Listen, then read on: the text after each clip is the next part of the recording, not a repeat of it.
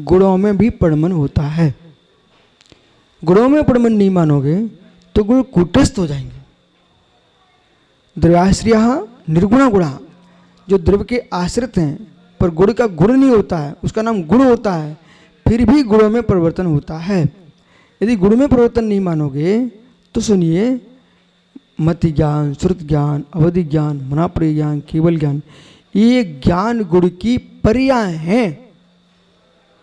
ये ज्ञान गुण की पर्याय हैं। फिर इनमें क्षोभसम के अनुसार हीनता अधिकता बनती रहती है, ये प्रमन है। अब केवल ज्ञान पर्याय में कैसे प्रमन बनाएंगे? तो उस अर्थ पर्याय का प्रमन चलता वहाँ, केवल ज्ञान शुद्ध पर्याय का।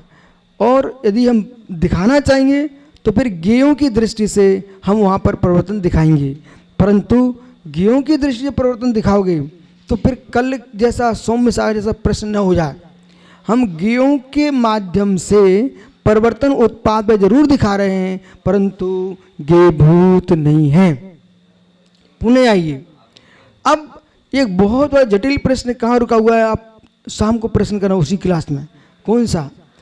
कि जो है अब ज्ञेय नहीं होगा तो ज्ञान कैसे होगा, ये प्रश्न बहुत जटिल है। ये पूरा का पूरा आपकी भाषा में, मेरी भाषा नहीं है ऐसी, मैं तो ज्ञानी बोलता हर आदमी को, मूर्खता भरी भाषा है। सुनो ना ध्यान से, तुम जहां सोच रहे हो, अभी सृष्टि की रचना सुनी ना आपने, बोला ज्ञेयों के अनुसार आपने जो प्रश्न किया लड्डू न होता तो लड्डू ज्ञान कैसे होता, लड्डू का ज्ञान कैसे होता, यही रुक जाना चाहिए आपको। ज्ञान की उत्पत्ति नहीं हुई है। ज्ञान ज्ञान ज्ञान चैतन्य का धर्म है। अचेतन लड्डू से ज्ञान उत्पन्न नहीं होता है। ऐसा बोलिए, लड्डू नाम का ज्ञेय नहीं होता तो ज्ञान विषय कैसे करता? अब बोलिए आप, लड्डू नाम का ज्ञेय नहीं होता तो ज्ञान विषय कैसे करता? बोलिए, बोलो। इसलिए लड्डू नाम का ज्ञेय है तो ज्ञान ने विषय किया। ज्ञान का काम है, ज्ञान का काम है ज्ञेय को जानना, और लड्डू का में प्रमेयत्व, और प्रमेयत्व का लक्षण है किसी न किसी ज्ञान का विषय बनना। ठीक है ना? लेकिन विषय बनने का मतलब वो उससे उत्पत्ति हो, न इसकी उत्पत्ति उससे, न उसकी उत्पत्ति है, अपना अपना धर्म है। ज्ञान के माध्यम से वो ज्ञेय नहीं बना। ज्ञेय का धर्म ही है प्रमेयत्व गुण है, वो ज्ञान का विषय बनेगा। और प्रमेय के होने से ज्ञान ज्ञान नहीं बना। ज्ञान का धर्म ही है ज्ञेयों को विषय करना। क्या स्वतंत्र कर दिया हमने, दोनों को छुट्टा छुट्टा कर दिया। कहा जाता बाद में बोलना। अभी तो आपको मैंने क्या बोला, ये प्रश्न शाम को पुनः करना, ठीक है? अब 26 हो गए घड़ी में।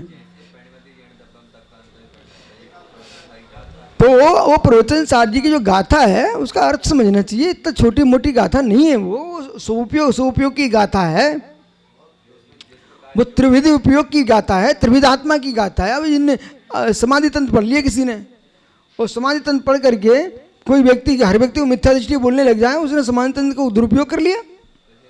जैसे कि जो जिससे गर्भ भ्रूण परीक्षण करके लोग हत्या कर रहे हैं, वो मशीन किसके लिए बनाई गई थी?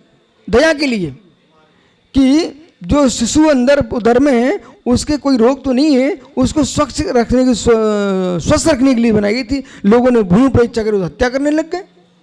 इसी प्रकार से जो त्रिविध आत्मा की व्याख्या है बड़ी गहरी है, और आपके जो 8वीं गाथा प्रवचन सार की अत्यंत गहरी है। आप मुझे छूट दो। एक दिन हमने कहा संघ में कि जितने बड़े बड़े आचार्य जिनके संघ हैं, आप मुझे सामान्य आदमी मान करके, जैसे आप किसी विद्वान को बुला के पढ़वाते हो, मात अपने शिष्यों को बिठाल दो, मुझे प्रवचन सार दे दो, और बिल्कुल बाहर की एक बात नहीं बोलूँगा।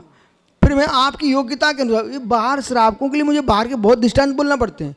आपकी योग्यता देकर, क्षमता देकर मैं 2 टूक शुद्ध प्रवचन सार की व्याख्या करेंगे। फिर आप सुनना, आप कहेंगे हम कोई दूसरे लोक में बैठे हैं। ऐसे ही बोला, क्षमता नहीं लोगों की। जब हमारे सोलापुर में सभी मुमुक्षु भाई डॉक्टर साहब तो गए थे चौमासी में, वो हमसे बोले प्रवचन साहब सुनाओ, समय साहब सुनाओ। मैंने एक दिन शुद्ध समय साहब सुनाया, शुद्ध बिल्कुल, एक कोई पच नहीं रखा। वे जो 25 साल से समय साहब सुना रहे थे ना, ऐसे हाथ जोड़ के बैठ गए, ऐसे किए उनने, बोले महाराज जी व्यवहार का क्या होगा। मैंने आप कुछ चिंता व्यवहार की हो रही है, चलो अब सुनो व्यवहार को। फिर वहां गोमटेश में हमसे कहा था 2006 में कि आज वर्धमान साहब महाराज जी ने कहा शुद्ध समय साहब सुनाना विश्व सागर जी, सुनाया हमने। 4 आचार्यों ने मेरी समीक्षा की, फिर हमारी बात व्यवहार का क्या होगा, व्यवहार का क्या होगा। हमने तुम करते रहो जो व्यवहार का हो सो। आपने कहा था शुद्ध समय साहब सुनाओ, और एक प्रवचन का परिणाम ये निकला, जितने 300 पिछे सब मेरे भक्त बन गए। समीक्षा चलती रही। तो विषय साधन फल, आपको एक बात का ध्यान रखना चाहिए, कोई भी विषय सुनते समय सभी ध्यान, एक छोटी सी बात याद कर लो, कोई भी विषय सुनते समय न योगान न सर्वथा, न योगान न सर्वथा, बोलो न योगान न सर्वथा, बोलिए प्रमोद जी। इससे बेटा तेरा घर भी अच्छा चलेगा 100%। बोले नए योगान न सर्वथा, अरे घर में कोई बात बोली है, अरे अपेक्षा से बोलिए, सर्वथा ऐसा नहीं है तुम बांध के बैठ गए हो। मुकुट लाओ, वो मोर लाओ, मोर लाओ, मोर लाओ। अरे मोर लाओ तब चाहिए था जब शादी होने जा रही थी।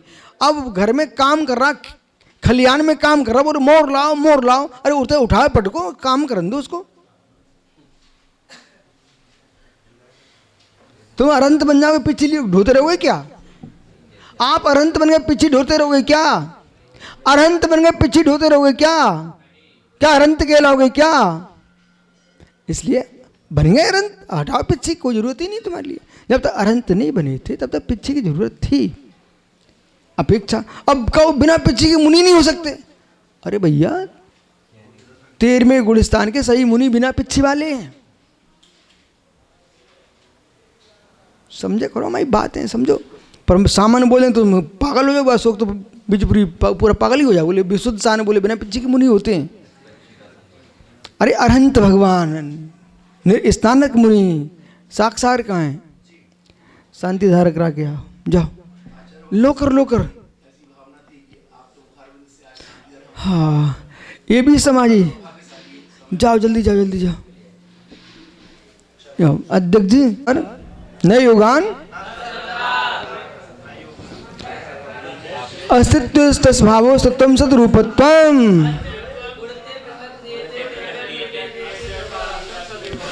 गुण्यते पृथक कृते द्रव्यम द्रव्याद्यस्ते गुणाः।